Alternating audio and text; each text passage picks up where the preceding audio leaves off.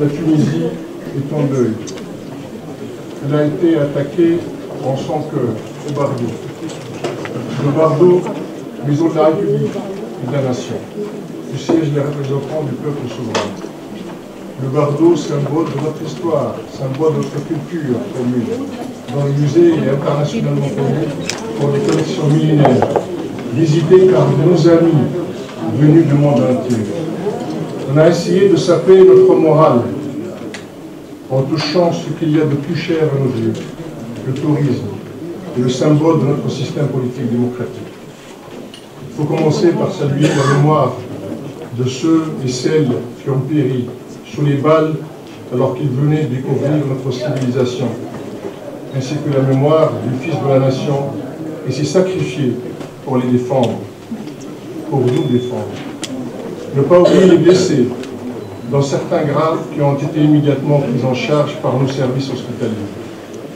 Affermir la volonté du gouvernement d'éradiquer le mal, ce mal qu'est le terrorisme. Rendre hommage aux forces de l'ordre qui sont intervenues pour empêcher que le bilan ne soit plus lourd encore. Aux personnels de la santé qui font le maximum pour soigner les blessés. Certains expriment des doutes sur la sécurité de nos concitoyens et de nos visiteurs, sur la transition démocratique, ou encore sur les perspectives économiques de notre pays. Mais l'heure n'est pas à la récupération politique, aux partisans, ni au discours liberticide, ni à la fuite en avant, encore moins au coup de sang. L'heure est au recueillement, l'heure est au rassemblement, l'heure est à l'action responsable. Le Forum social mondial de Tunis, comme l'incident touristique, donneront la preuve de la compétence de nos forces civiles et armées. De même que le terrorisme n'aura jamais sa place en Tunisie. Aucun abus sécuritaire ne sera toléré. Sécurité et liberté sont sœurs.